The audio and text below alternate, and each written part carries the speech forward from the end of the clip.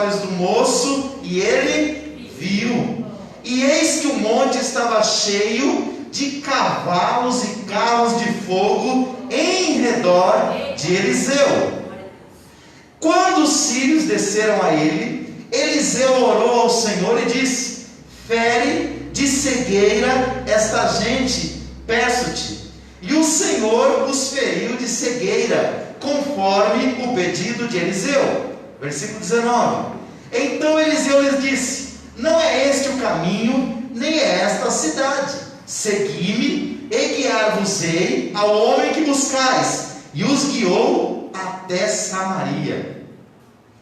E sucedeu que, chegando eles a Samaria, disse Eliseu: ó Senhor, abre a estes os olhos para o que veja. O Senhor lhes abriu os olhos e viram, e eis que estavam no meio de Samaria. Quando o rei de Israel os viu, disse a Eliseu: feri-los-ei, meu pai. Respondeu ele: não os ferirás. Ferirás tu os que tomastes prisioneiros com a tua espada e com teu arco? Põe-lhes diante pão e água, para que comam e bebam, e se vão para o seu senhor. E por fim o versículo 23. Preparou-lhes, pois, um grande banquete, e eles comeram e beberam. Então ele os despediu e foram para o seu senhor. E as tropas dos sírios desistiram de invadir a terra de Israel. Você pode dizer amém? Amém. Vamos orar. Amém. Pai, nós lemos a tua palavra, Senhor, e ela é sempre para nós uma grande inspiração, e sempre traz para nós, meu Deus, conselhos práticos, verdades bíblicas e eternas, e princípios, meu Deus, para nós tocarmos a nossa vida. Nos ajuda, Pai amado, a extrair da Escritura Sagrada nesta noite uma palavra, uma orientação, conselhos, ó Pai, para nós transmitirmos para o teu povo. É o que nós te pedimos nesta noite, Pai, e já te agradecemos em o nome de Jesus. Amém. Queridos, eu quero falar nesta noite sobre a fé que abre os nossos olhos. E baseado nesse texto aqui do segundo livro de Reis, no capítulo 6, do versículo 8 ao 23, nós acabamos de ler um assunto interessante. Por quê? O rei da Síria, ele sempre planejava como vencer Israel. Nessa época, a capital de Israel era Samaria. E o que acontecia?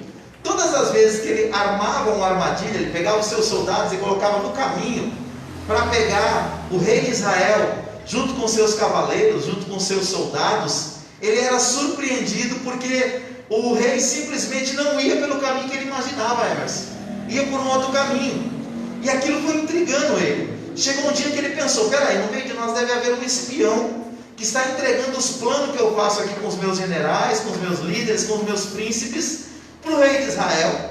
Porque é muita coincidência a coisa dar errada toda vez que eu me organizo para pegar o rei de Israel. E um dos soldados ali, um dos servos, disse: não, meu senhor, o problema não é esse. Não tem nenhum espião em nosso meio. É que lá na nação de Israel tem um profeta, um homem chamado Eliseu, e tudo que o senhor pensa aqui, que o senhor combina aqui no seu gabinete, aqui no seu escritório, aqui no seu quarto de guerra, Deus revela para ele lá. E ele fala para o rei, e o rei muda a estratégia, e o senhor não consegue pegar ele. Ele falou: peraí, então eu vou mudar a estratégia. Em vez de eu pegar o rei de Israel, eu vou pegar esse profeta. Eu quero que vocês, da minha inteligência aí, né, da minha BIM, né, a minha inteligência nacional aqui, vai lá em Israel, descobre onde é que esse homem está, porque eu vou mandar prender ele. E eles descobriram que Eliseu estava numa cidade chamada Dotã. E Eliseu tinha alguns servos, alguns homens que trabalhavam com ele. E um deles estava com ele ali naquela cabana durante aquela noite, quando o rei da Síria mandou os exércitos para ali. E eles, sabendo aonde aquele homem estava, a cidade onde ele estava, e era uma cidade provavelmente num vale, porque os homens foram para as montanhas, e eles cercaram a cidade. No outro dia pela manhã, quando o rei acordou, ele tomou um susto.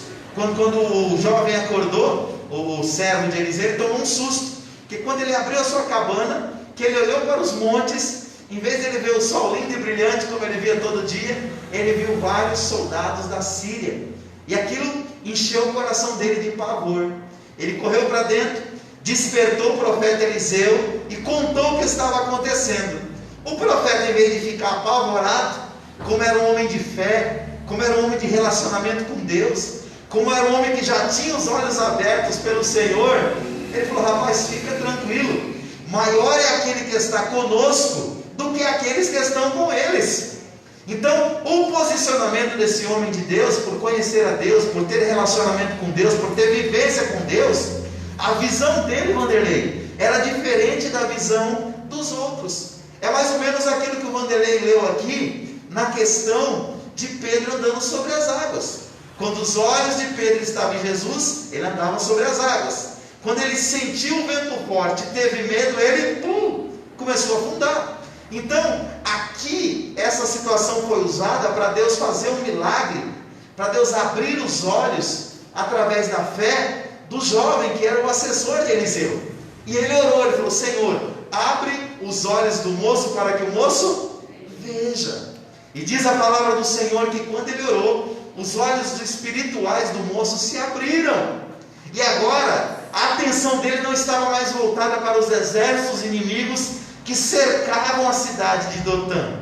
Os olhos dele se abriram e ele viu os carros e os cavaleiros de fogo, na verdade os anjos de Deus, as miríades que estavam ao redor do exército inimigo. Ou seja, ele deixou a visão humana e começou a olhar com os olhos de Deus, com os olhos espirituais. E esse é o meu desejo para todos nós nesta noite, porque nós vivemos em um tempo em que tudo que está acontecendo, ou tudo que vem sendo noticiado, é muitas das vezes uma matéria-prima para nos imprimir medo e para nos roubar o quê? A fé. Não queremos ser negacionistas e atuar como se a dificuldade, a adversidade não existisse. Não é isso que eu estou querendo dizer. Eu estou querendo dizer que nós devemos olhar além da montanha, além do exército da Síria, além do rei da Síria. Olhar para quê? Como já foi falado aqui muito bem pela irmã Aline, pela nossa irmã Jaqueline, olhar para Deus, olhar para o Senhor, olhar para aquele que pode nos trazer o quê? Socorro, refrigério e direção. Então a primeira coisa que eu aprendo aqui, irmãos, é que a fé, ela é gerada em nós pela palavra. Está lá em Romanos 10:17. A fé vem pelo ouvir, e ouvir o quê? Ouvir a palavra de Deus, ouvir Deus falar. Quando nós paramos para ouvir Deus falar, a nossa fé cresce e a gente consegue ver as coisas com o olhar de Deus. Segundo, a fé, ela nos ajuda a superar os obstáculos da vida, sejam eles espirituais, sejam eles familiares, sejam eles quais forem, sejam eles profissionais, sejam eles perdas materiais. Lá em Mateus capítulo 17, versículo 20, Jesus afirmou para os seus discípulos que se nós tivermos fé do tamanho de um grão de mostarda, que é uma das menores sementes que existe, nós ordenaríamos aos montes, eles sairiam daqui e cairiam dentro do mar. Lógico que Deus não está falando literalmente aqui, Ele está falando das dificuldades, dos desafios que a gente enfrenta no dia a dia, e dos desafios que os seus discípulos iriam enfrentar. Mas para isso precisa de fé. Terceiro, a fé, ela aparece mais de 300 vezes no Novo Testamento. Imagina, quando Deus trata de um assunto 300 vezes na Bíblia, é porque o negócio deve ter muita relevância. E aparece com seus sinônimos, como crer, confiar e acreditar. Então, quando nós olhamos para esse texto de 2 Reis, fica claro para nós que Eliseu tinha uma fé madura. Eliseu tinha uma fé que cresceu num relacionamento que ele teve com Deus ao longo da vida. Ninguém nasce pronto. Você vai se construindo ao longo da vida, fisicamente falando. Espiritualmente é a mesma coisa. A gente nasce como um bebê espiritual, tanto que a Bíblia fala que nós, no início da nossa fé, nós somos chamados de meninos, mas a gente vai amadurecendo, a fé vai se desenvolvendo, as crises, as lutas e as adversidades, elas vão nos ensinando que Deus está presente. que Deus está conosco e que Ele nos ajuda. Em quarto lugar, a verdadeira fé é o antídoto, sabe para o quê? Para o medo. Porque o maior problema das dificuldades da vida é quando ele consegue tirar de nós a fé e implantar em nós o medo. Então, o medo pode ser normal, ou seja, um instinto de preservação. Esse medo é positivo, é aquele que não deixa de fazer besteira. Sabe quando você quer meter um pé para lá, aí de repente bate um frio na espinha e você fala, não, peraí, é melhor eu pensar melhor, né? É melhor eu raciocinar mais antes de tomar essa atitude. E esse medo não é negativo, esse medo é positivo. Esse foi colocado pelo Criador. Mas o diabo, o nosso adversário, como é que ele atua? Ele atua transformando esse medo, que é um instinto de preservação, em algo negativo. Quando ele se torna patológico e impede você de avançar, progredir, vencer na vida, seja em qual área que for, espiritual, familiar, conjugal. O que trava o ser humano na maioria das vezes é o quê? O medo. Então o medo nos congela no meio do mar, no meio da tempestade, e acontece com a gente o que aconteceu com Pedro. A gente começa a naufragar. Mas graças a Deus que Jesus está ali para nos socorrer, né? Ele não nos abandona, mesmo a gente com a nossa pequena fé. Porque quando Pedro clamou, o que foi que ele disse para Pedro? Homem de pequena fé, por que duvidaste? Né? Não abandonou ele, pelo contrário, pegou ele, colocou dentro do barco, e a Bíblia diz que no momento acalmou a tempestade. Houve uma grande bonança. Então, o medo como instinto de preservação, ele é positivo. Ele não deixa de fazer besteira na vida. Mas, quando ele se torna algo patológico, doentio, que nos apavora, aí sim, ele é algo negativo. E aí sim o diabo atua para minar a nossa fé e tirar os nossos olhos de Deus. E vou falar para você, o tempo que nós estamos vivendo é propício para isso. A geração antes da nossa vivenciou a Segunda Guerra Mundial. Nós estamos vivenciando a terceira. Só que nessa guerra é pior ainda, porque o inimigo é invisível. A gente não consegue enxergar ele a olhos nus. Só que Deus nós também não conseguimos enxergar a olhos nus, mas nós podemos ver o resultado daqueles que confiam nele. Glória a Deus. Então, irmãos, quando a gente fala de medo, os maiores medos do homem, eu coloquei aqui 6. Primeiro, o maior medo do homem é de morrer. Só não tem medo de morrer quem está com algum problema. Se você é ser humano normal, você não vai pular do prédio que você vai morrer. Você tem medo de morrer, não é verdade? Ah, mas eu quero morrer com Cristo, não estou nem aí para a morte. Rapaz, quando ela bate na sua porta, se vier ainda em formato de coronavírus, né? Então, todo mundo tem medo da morte. Outro medo que o homem tem muito, da doença. Quem que quer ficar na cama lá, babando, e alguém trocando suas fraldas? Ninguém quer, todo mundo tem medo de ficar enfermo. Terceiro, quem não tem medo de ser criticado? De tomar alguma decisão na vida que é boa para você, mas os outros, esses 3 medos paralisam a vida de muita gente. Mas não para por aí. Tem gente que não faz nada na vida, não toma nenhuma atitude na vida porque tem medo de fracassar. Então, com medo do fracasso, ele nem tenta. O quinto maior medo dos homens é o medo do desprezo e da indiferença. Irmãos, pior do que alguém odiar você é a pessoa não estar nem aí para você. Dói mais do que o ódio. E sexto e último medo é o medo da miséria material. Quando eu falo miséria material, não estou falando de pobreza não, estou falando de pobreza extrema. É de você olhar para o prato e não ter feijão lá. De você olhar para o guarda-roupa e não ter roupa. É aqueles 25 milhões de pessoas que estão vivendo no Brasil que estão abaixo do que eles chamam de linha da pobreza. Ele não é pobre, ele é pobre de maré e por aí vai. Então, esses são os 6 maiores medos dos homens. Mas por que eu estou falando dos medos? Porque o antídoto para todos estes medos é a fé. O escritor da carta aos Hebreus diz que a fé é o firme fundamento das coisas que se esperam e a prova daquilo que a gente ainda não viu. Então, pela Bíblia, você não precisa ter medo da morte, nem da doença, nem da crítica, nem do fracasso. nem da indiferença e nem da miséria, porque Deus cuida dos seus filhos. E você é um filho de Deus. Você é uma filha de Deus. A Bíblia fala lá em Mateus, capítulo 5 e 6, quando Jesus fala do sermão da montanha, que Deus cuida dos lírios do campo, e que nem Salomão, no mais alto da sua riqueza e sabedoria, se vestiu como algum deles. A Bíblia fala que Deus cuida dos pássaros do céu, que nem planta e nem colhe, e Deus não deixa eles morrer de fome, Deus alimenta todos eles. Então ele diz assim: quanto mais vós, homens de pequena fé. Então nossa vida, amados, está na mão de Deus. Lembra de Jeremias capítulo 18? Deus chega para Jeremias e fala: Jeremias, desce até a casa do oleiro, porque lá eu vou falar contigo. E diz a palavra de Deus que ele desceu, e quando ele desceu, ele viu um oleiro trabalhando um vaso de barro, trabalhando na roda um vaso de barro. E de repente o oleiro pegou o vaso na sua mão e pumba, quebrou o vaso. E depois ele começou o quê? Fazer um vaso novo.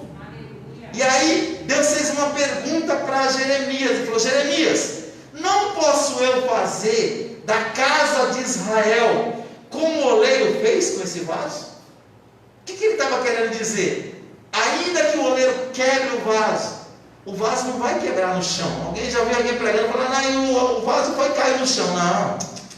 A Bíblia diz que o vaso quebrou na mão do oleiro. Os processos da vida, irmãos, nos quebram, mas a gente está sendo quebrado aonde? Na mão do oleiro. E quando somos quebrados na mão do oleiro, dali vai sair, sabe o que? Um vaso novo, um vaso melhor, um vaso com mais fé, com mais esperança, com mais amor. Vai sair alguém mais parecido com Jesus. Aleluia. Só que eu não estou falando que é fácil não, irmãos. Quando Deus está quebrando o vaso, aleluia, né?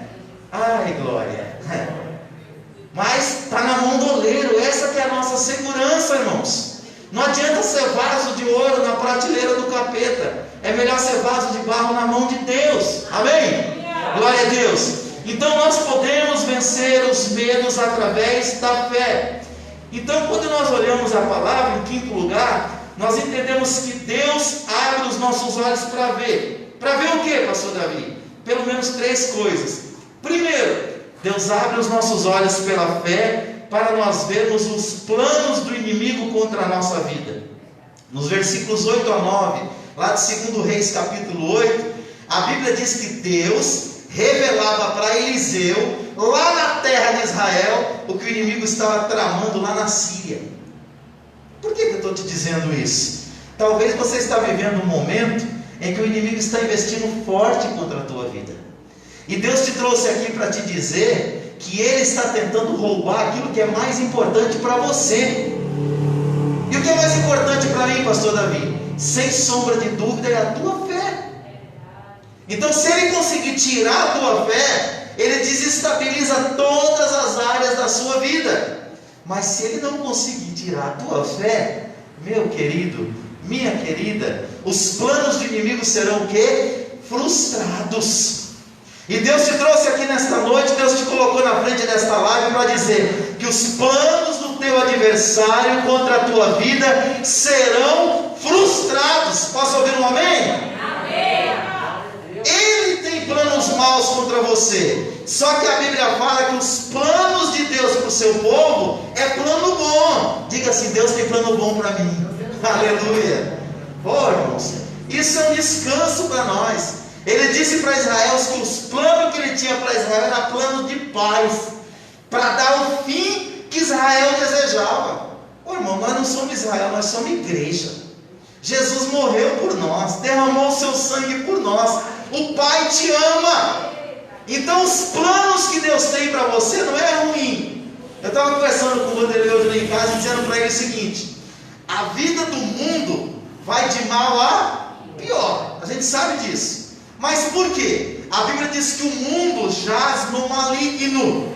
E que está falando do mundo aí não é o planeta Terra, está falando do sistema que o diabo rege.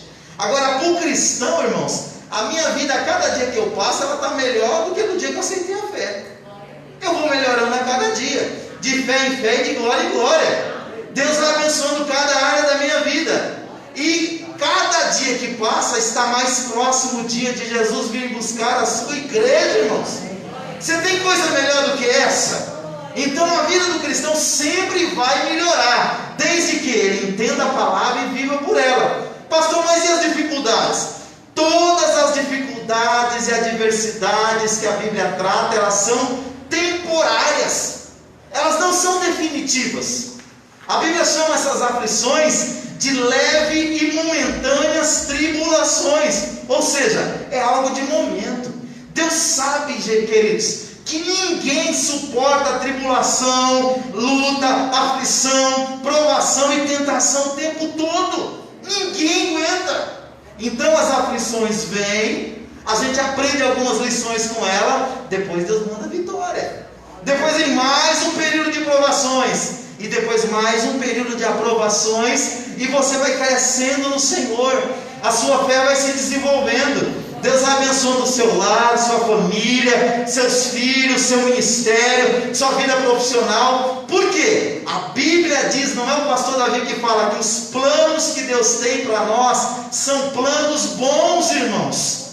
Então você não precisa parar para ficar preocupado com os planos do inimigo. Não, você tem que preocupar com o projeto de Deus para a sua vida, com os planos de Deus para a sua vida, com o propósito de Deus para a sua vida. Aí sim, com isso você tem que se preocupar. Conforme você alinha a sua vontade com a vontade de Deus, Deus vai te suprindo. Então, nesse momento eu te convido a não olhar para os planos do inimigo contra a tua vida. Olhe para os livramentos de Deus e para o cuidado dele para com você. Então a fé abre os nossos olhos para nós vermos que o inimigo tem planos, mas Deus tem projeto, Deus tem propósito, Deus tem algo melhor. Aleluia. Segundo lugar, a fé abre os nossos olhos para vermos que Deus e os seus exércitos estão conosco. Não é o que está lá no versículo 12 a 17? O garoto, quando acordou, o assessor lá de Eliseu, ele só viu os adversários.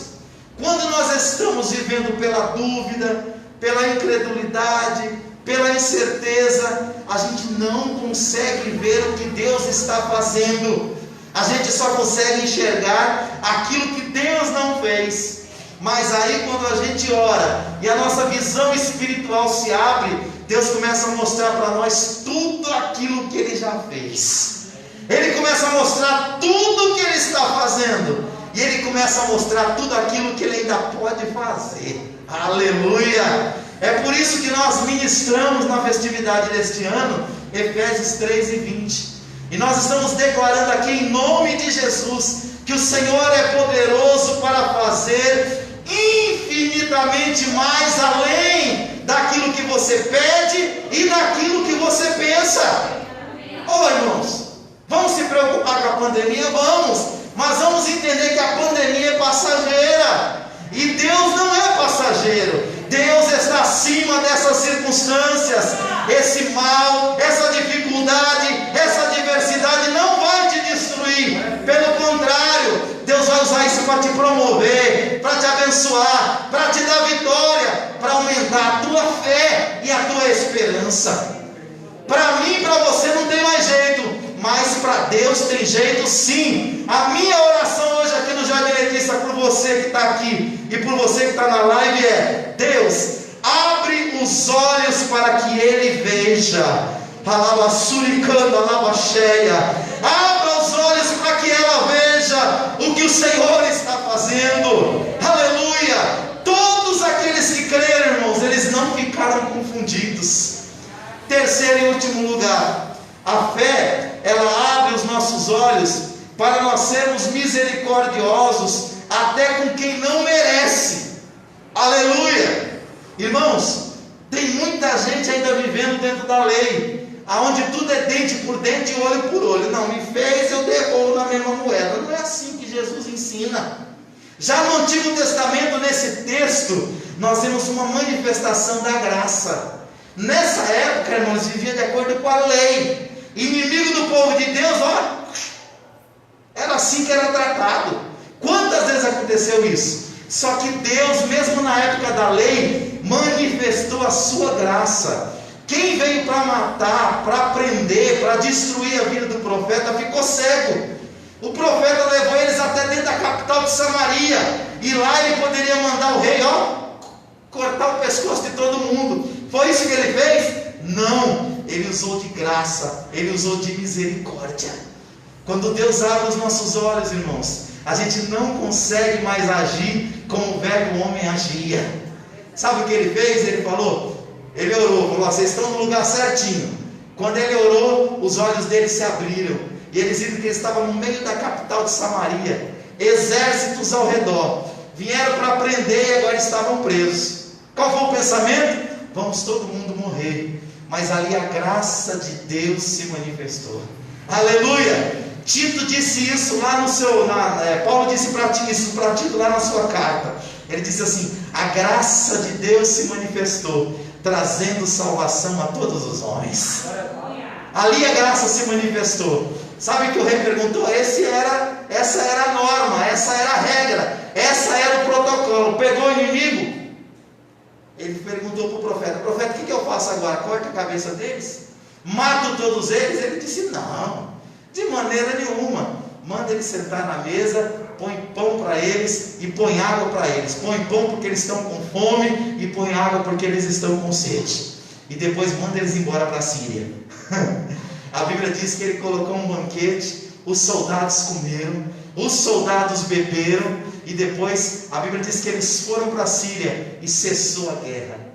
Deixa eu te entregar para você com a mensagem de Deus. Tem gente querendo brigar com você, mas Deus está dizendo para você, Ele vai trazer a pessoa na sua frente, diante de você, e Ele diz: não é para revidar, é para abençoar. Aleluia!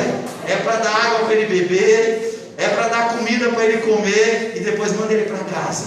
Aleluia! Sabe por quê? Porque aí a graça de Deus se manifesta, não só na sua vida, mas na vida do outro também. Mas para isso, Deus tem que abrir os nossos olhos.